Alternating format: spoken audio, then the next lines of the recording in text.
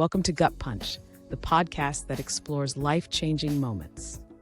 Hosted by Kathryn Lancioni, a seasoned educator with personal insights into resilience. Kathryn shares how life can change in an instant, shaping our path forward.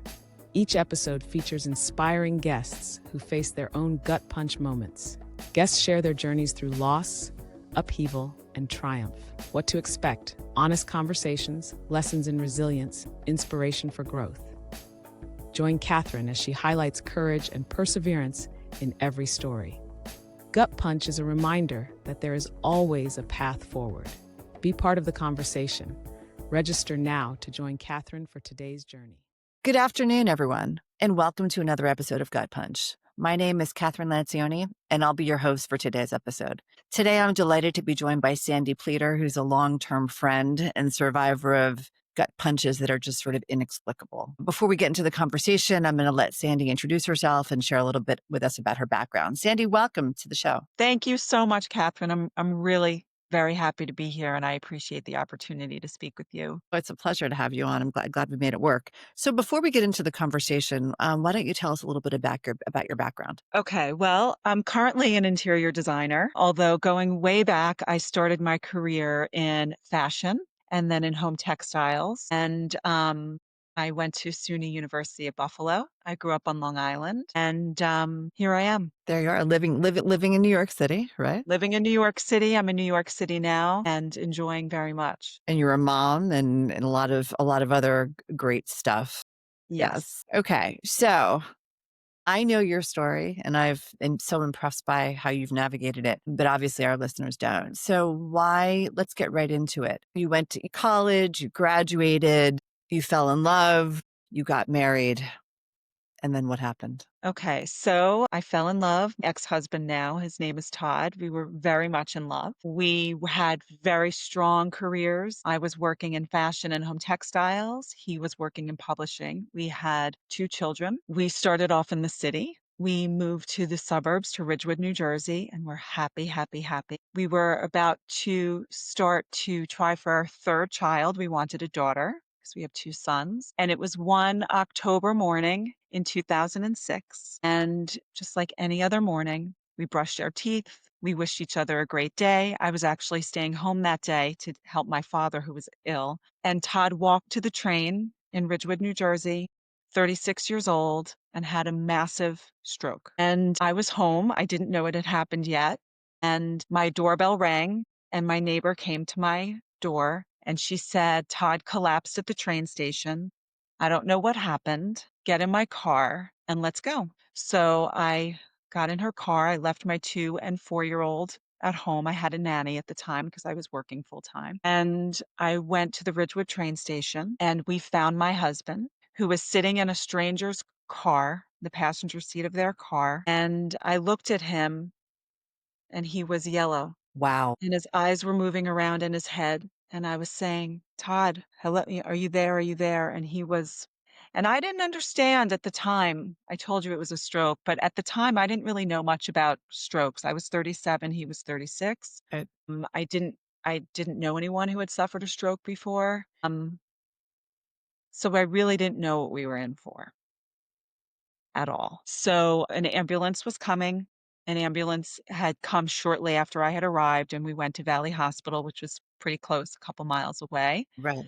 And I followed, and they confirmed that it was a massive stroke. And there's a drug called TPA, which is a clot busting drug that we Yep. were hoping was going to bust the clot in his brain. But they couldn't, they gave that to him and it didn't work. Then we learned that there was a procedure that now they do at Valley Hospital, but they didn't do it then, where they can go through your groin with a coil Okay. and go into your brain and pull out the clot.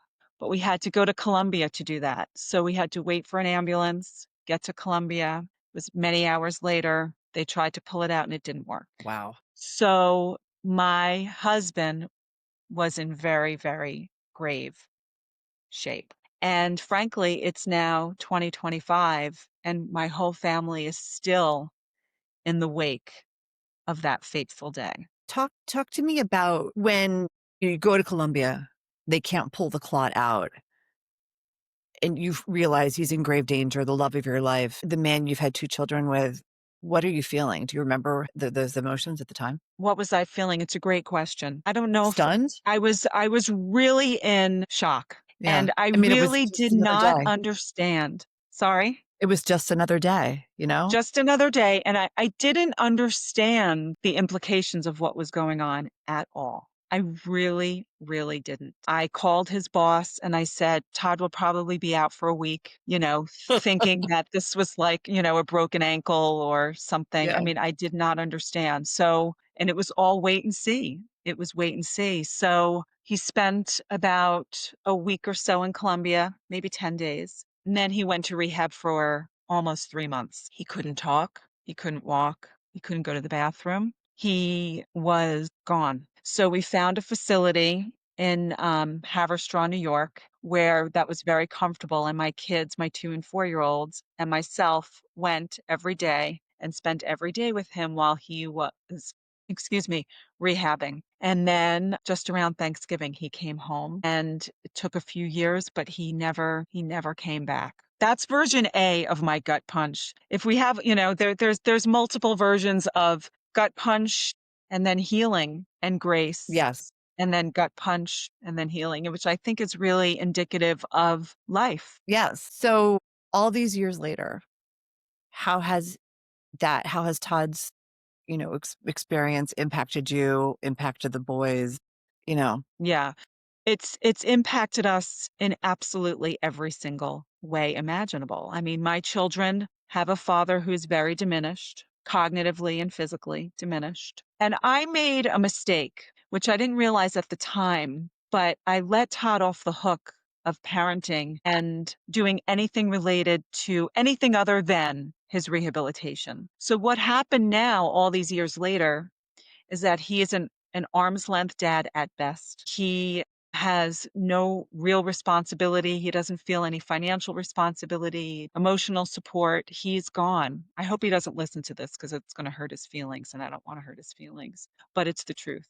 And for many years, I protected him because I wanted my kids to love and appreciate their dad. And he had such a tough time. I mean, he was on Yes. death's door. He's paralyzed. Half of his body is paralyzed. He lost his career. He's in a But he wheelchair. Is was he a in a good wheelchair now? man. Yeah. Sorry? Yeah. Is he in a wheelchair now? He's not in a wheelchair, but he's got a very significant limp. He can Okay. drive, but his car is rigged. It took us years to get him to drive. His arm is paralyzed, his hand is paralyzed, and he's quite diminished. And he's had a terrible, terrible life going from 36 years old, just one day getting up to go to work, Work. to work. Right. Okay. So Sandy, it's been, all these years since Todd had that horrible stroke. Where are things now? How is he doing? Has the whole situation impacted you and your sons? Yeah. Well, he is doing as best he can, but it's not very good. He is paralyzed on half of his body. He is cognitively impaired, and he is trying to live as best a life as he can, but it's quite difficult for him. My children have really only they have a pretty diminished relationship with him now. He is an arm's length dad. He tries, but he can't have meaningful discussions with his kids. He's cognitively incapable of doing that. He's also been really, really, I've absolved him of many of his parenting duties all those years ago because I wanted him to get better and he wanted to get better. So I said, you know what? I'll take care of everything. You get better. So the work, the kids, the doctor's appointments, the running of the house, the cooking, the shopping, everything, the emotional support, I took it all and I said, you just get better. And we reached out to the community and he had the best care. I sent him to specialized rehabilitation facilities, not only in the tri-state area, but around the country. But the thing with strokes is that some things you just don't get back because it's a brain injury. And whatever's behind that blood clot, whatever activities that brain took care of, it can't take care of any longer. So basically, I picked up myself and my 2 kids, and we tried to make it as best as we can along with Todd. Todd and I were married for 5 years after that event, and then ultimately we very amicably divorced, and we're friends. now. But we are still very, very much in the wake of that event. Last week, our son graduated from college, and Todd came out to the graduation, and I still can't take my eyes off of him. He can't walk. He can't walk the grass. He can't move up the stairs. He is just in terrible, terrible shape. And I still can't believe my eyes when I see him all these years later. Yeah. Because it was one morning, and here we are all these years later.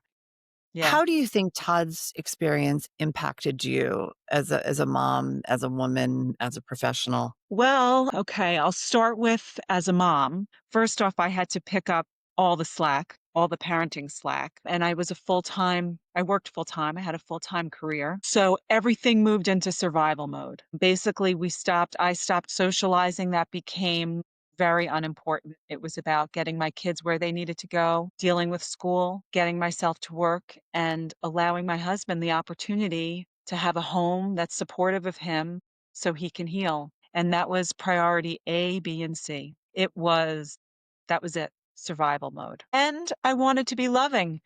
Todd and I had a very, very loving relationship. We had a good marriage.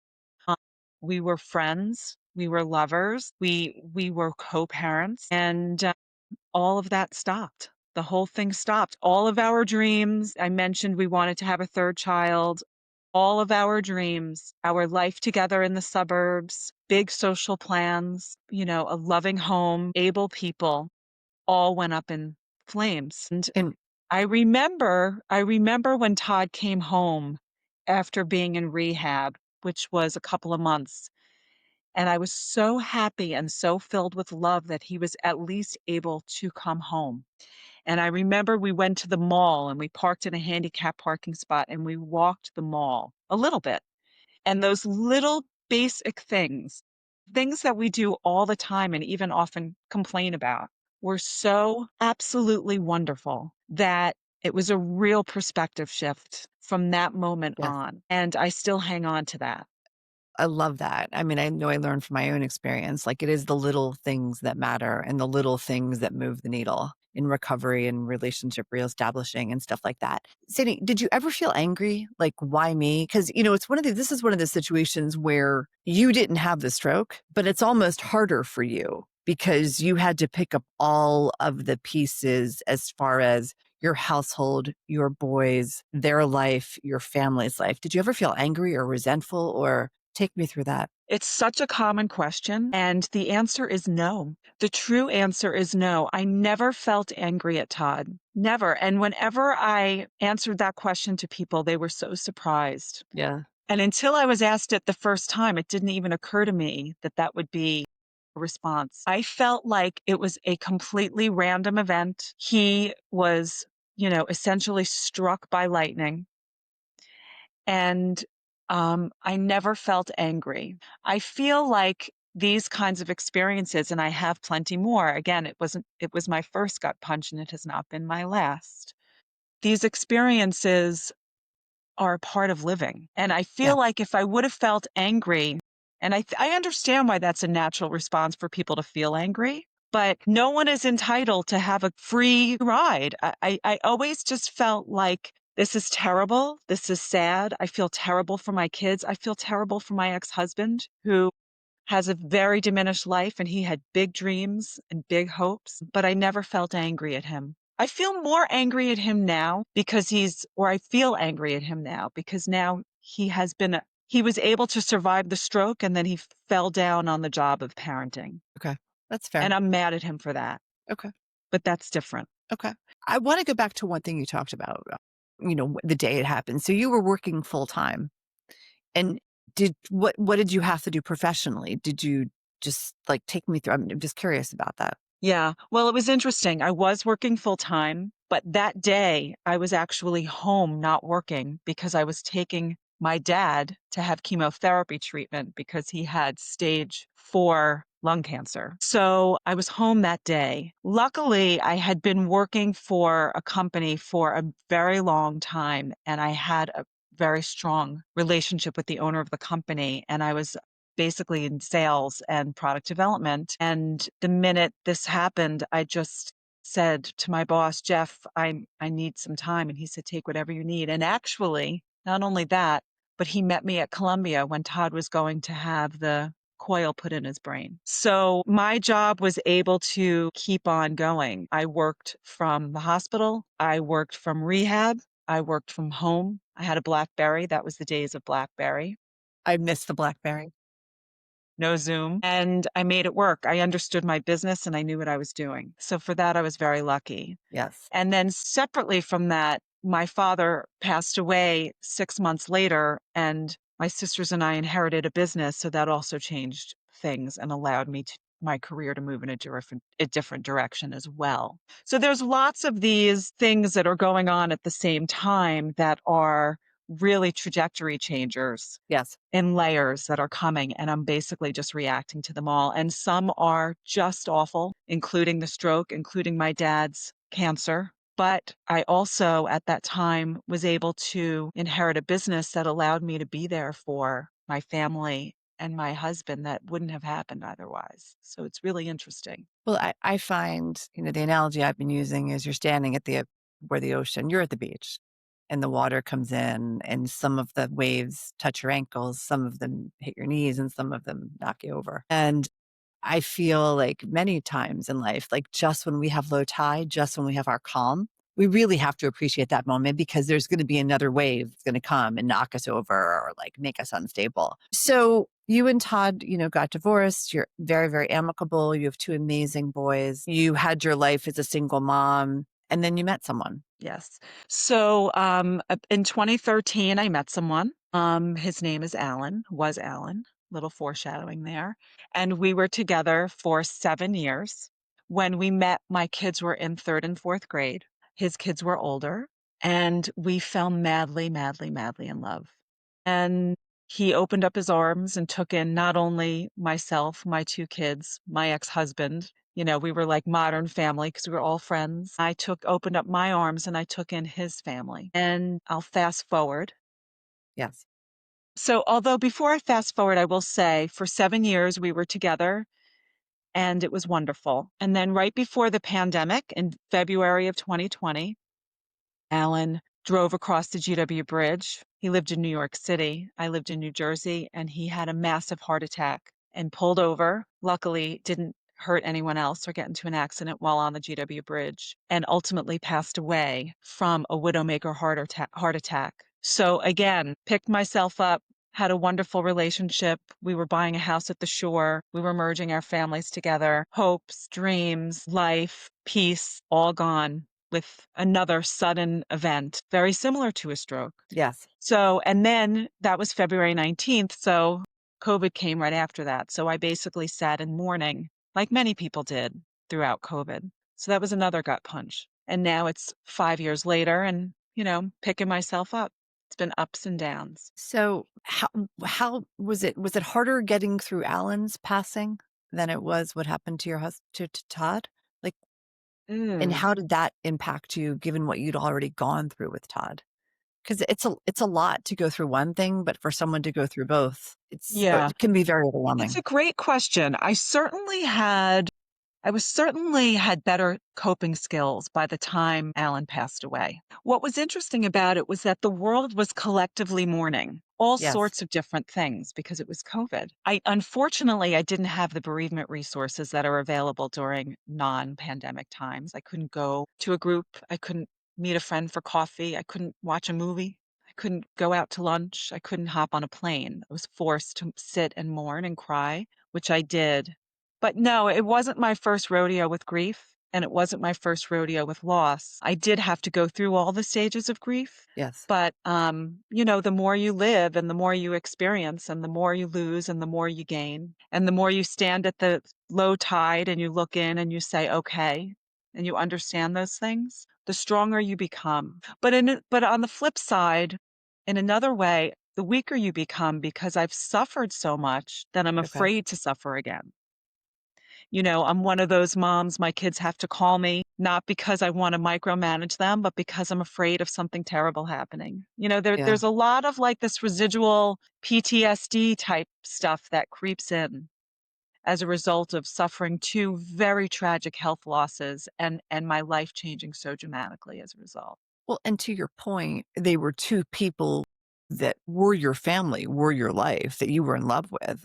And so to me, it's only a natural response to want to bring even closer the other people in your life, your children who are so meaningful to you, because I would think there might be this kind of PTSD/fear that I need, mama bear instinct, like I need to protect them because of what's happened to other people. Yeah. So you come out of the situation with Todd, the situation with Alan. You moved from, I believe you moved from North Jersey into the city. When did you make that shift from Yeah. suburban to urban? Yeah, that's a great question. So I always knew that I wanted to move back to New York City. It is my home. I loved raising my kids in Ridgewood, New Jersey, which was a suburb that they grew up in, but I was done. So we knew that was coming. During COVID, or actually the plan was originally to move into the city with Alan once my kids went off to college. So I spent COVID looking at apartments in Manhattan. I sent my kids off to college. I sold my house. I took it down myself, 4,000 square foot house. I moved into an apartment here in New York. And here I am. And I'm actually doing a lot of rebuilding again Yes. because empty nesting is different. And I've gone to school for interior design and I started my own interior design business, which has been fun. And again, Congratulations. it's like, thank you. It's getting knocked down and rebuild, getting knocked down and rebuild. I wouldn't say sending my kids off to college was getting knocked down, but it's certainly a big, big, big change. Yes. And I'm alone. So. Where does your motivation come from? I mean, because it can be hard as hell to be knocked down and how do you get back up? We all kind of are dizzied when we get back up, but how do you get back up and more importantly, motivate to move forward? It's a great, great question. And it's actually something that I've recently struggled with for the first time. With Todd's stroke, I didn't have a choice. I had to get back up. And I was younger. With Alan's passing, I had the luxury of COVID in a way. I had to sit in my grief. I didn't have to get back up. I didn't have to go to work. I didn't have to get back up. And while it wasn't pleasant, I sat in it and I faced it and I moved through it. Now I'm actually feeling at 55, almost 56, and I've actually had a recent breakup. I'm a little bit wondering what I want to do and how I'm going to get back up. And that's really the raw truth right now. I do a lot of yoga. I have a lot of friends. I tap into people, my kids, and life is good. Life is good. I'm going to Italy tomorrow to a yoga retreat to So Sicily. excited for you. That's amazing. No, and I appreciate, you're being realistic and being honest with us. Because I think that, as I always like to say, we've become the society of like good, great, and awesome. And, Mm. filtered images and all this kind of stuff. And the reality is anytime you go through a gut punch or just a crazy life experience, it does knock you down. And I think many, many, many people struggle, many silently, to rebuild and reposition. And I know through my experience, I've learned to say, I'm okay, and that gives people pause. And then and hopefully they listen as to why you're not great, amazing, and filtered. And, I think the reality is, as you're saying, like we find strength through tragedy. But sometimes, and I applaud you because sometimes it is very, very, very hard not to just be angry and to just hate the world for what you've had to go through. And you have been through just two crazy life experiences. And here you are and you're okay, and there's a lot to be said for that.